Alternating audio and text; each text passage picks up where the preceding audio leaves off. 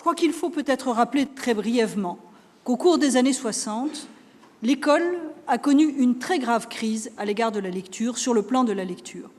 Au moment où la totalité, ça s'était un peu engagé dans les années 50, mais c'est au moment où la totalité des enfants arrivent au collège, que les professeurs de collège leur demandent non seulement de faire ce qu'on faisait au certificat d'études, une belle lecture expressive, mais leur demandent de lire pour apprendre, de lire pour comprendre, de lire pour quelque chose.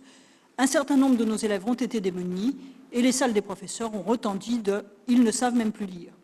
Ceci a eu pour conséquence une remise en cause dans les écoles normales du travail qui était engagé, et cette remise en cause n'est pas sans laisser de traces dans notre culture et dans les mentalités, et je crois qu'il faut en être conscient si l'on veut travailler pour l'avenir.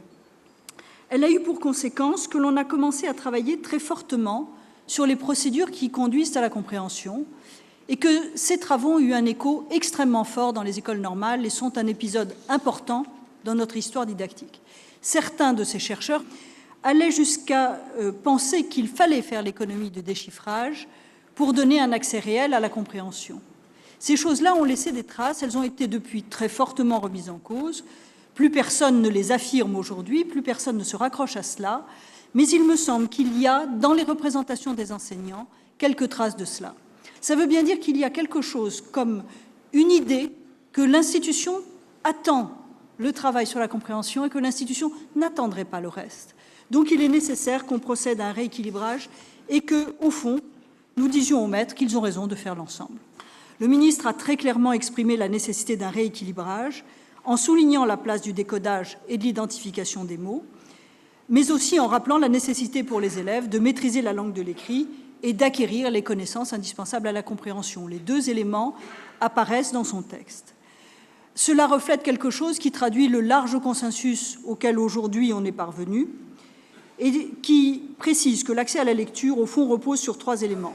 La maîtrise du langage oral et écrit, j'y reviendrai sur les points de passage obligés dans les classes, la maîtrise du langage oral et écrit, on n'apprend pas à lire une langue qu'on ne parle pas, et d'autre part, l'écrit a des spécificités qu'il faut maîtriser pour comprendre l'écrit. Deuxième élément, l'identification sûre et quasi immédiate des mots, sûre, pas la devinette. Troisième point, la culture nécessaire pour comprendre ce dont parlent les textes auxquels on est confronté. Cela signifie qu'il y a des points sur lesquels la vigilance s'impose complètement pour l'institution. C'est-à-dire, en fait, des points de passage obligés sur lesquels l'institution doit être vigilante. J'en ai une série. La première, je dirais, en prenant un ordre chronologique, c'est la place que l'on accorde dès la maternelle à la maîtrise du langage oral et du langage écrit. Ça, c'est la première chose. Le travail sur l'oral, je l'évoquais il y a un instant, est évident, c'est-à-dire qu'on ne peut apprendre à lire et à décoder une langue dont on ne maîtrise pas la façon dont on l'entend, mais en même temps, et cela dès l'école maternelle, il faut travailler à l'oral sur des textes écrits que les élèves sont amenés à entendre, à redire dans leurs mots, voire ils sont amenés, par ce que nous appelons la dictée à l'adulte, à formuler progressivement avec l'aide du maître dans la langue de l'écrit des choses qu'ils auraient dites naturellement à l'oral.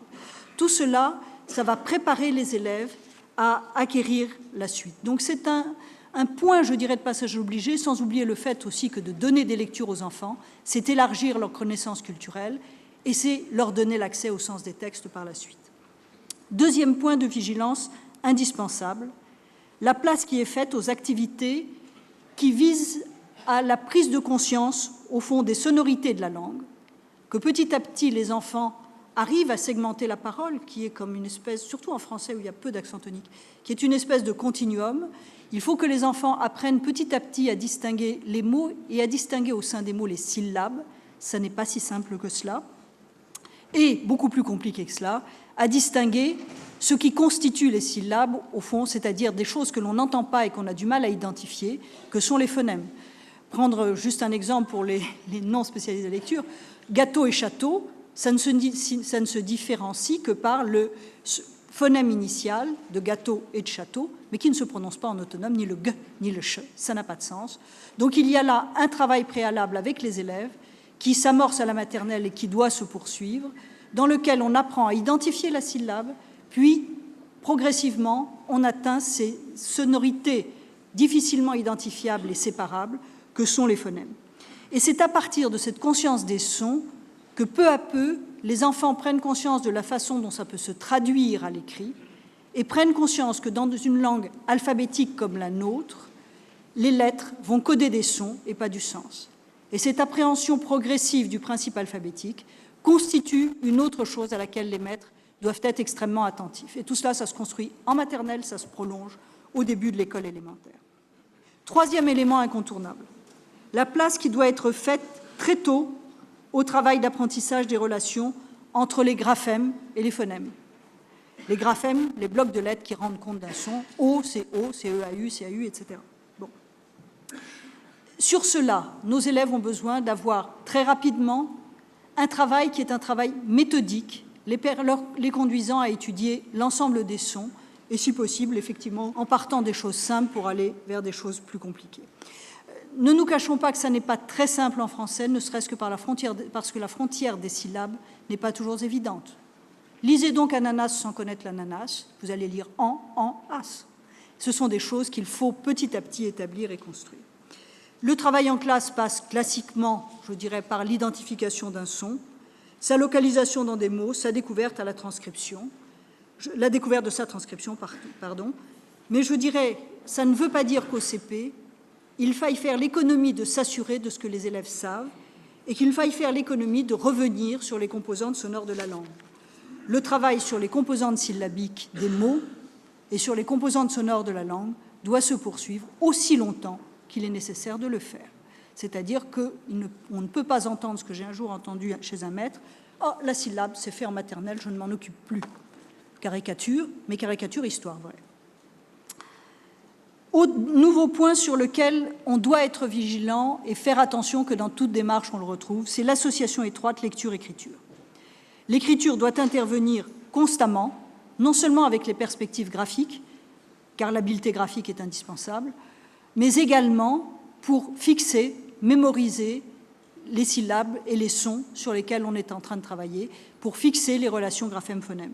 Donc on l'évoquait tout à l'heure, la copie, la dictée de syllabes, les situations-problèmes qui amènent à trouver comment on pourrait écrire un mot. On fait sur des mots réguliers, bien sûr. Autre point important, l'entraînement régulier à la lecture et l'écriture. Et ça, je crois qu'on ne saurait trop insister là-dessus. C'est la régularité de l'entraînement qui va amener les enfants à enregistrer progressivement, dans leur mémoire à long terme, à enregistrer progressivement la forme orthographique d'un nombre croissant de mots. Et cela, c'est fondamental. Essayez de déchiffrer. Lorsque vous tombez sur des mots que vous ne connaissez pas ou sur un pseudomot, on est obligé, nous prenons du temps nous-mêmes et nous travaillons sur ce déchiffrage et pendant ce temps-là, nous ne sommes pas concentrés sur le sens de l'ensemble d'un texte. Pour un enfant, a fortiori.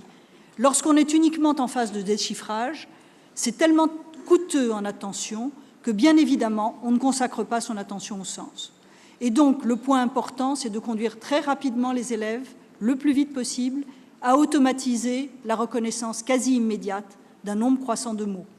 La reconnaissance quasi immédiate de sa forme orthographique, non pas d'une silhouette quelconque, comme on a pu le croire un temps. Cela signifie, si vous voulez, que nous avons là à travailler de façon systématique, sans négliger d'ailleurs le fait d'amener les élèves, au fond, à un premier travail de morphologie des mots, qui va leur permettre, dans un mot inconnu, de reconnaître tel préfixe qu'ils ont vu 1001 fois dans d'autres situations et qui leur fera gagner du temps dans le déchiffrage.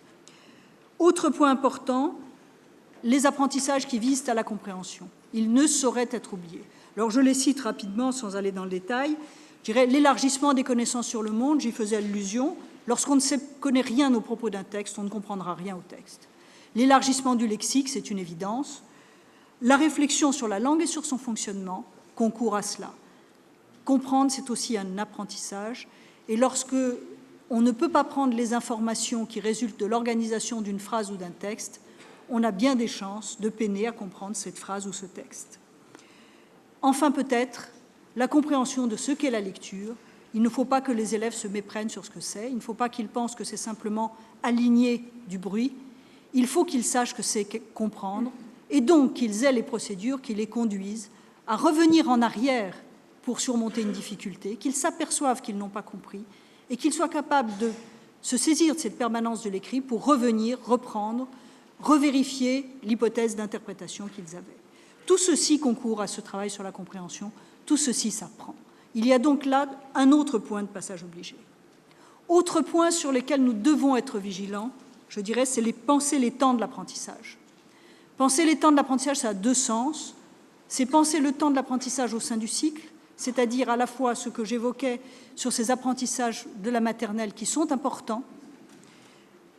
Penser également les poursuites au cours du CE1, où un certain nombre de choses vont se stabiliser.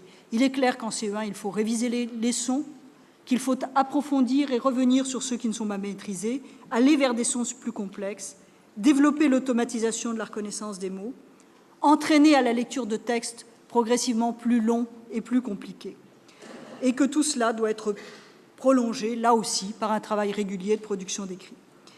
Oh, si j'osais, j'ajouterais que le cycle 3 n'a pas fini, et sans doute le collège non plus, et que ce travail doit se poursuivre au-delà.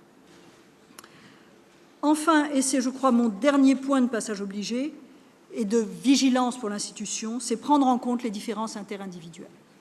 Il n'est pas possible de supposer qu'à l'entrée au CP, les enfants sont tous au même niveau.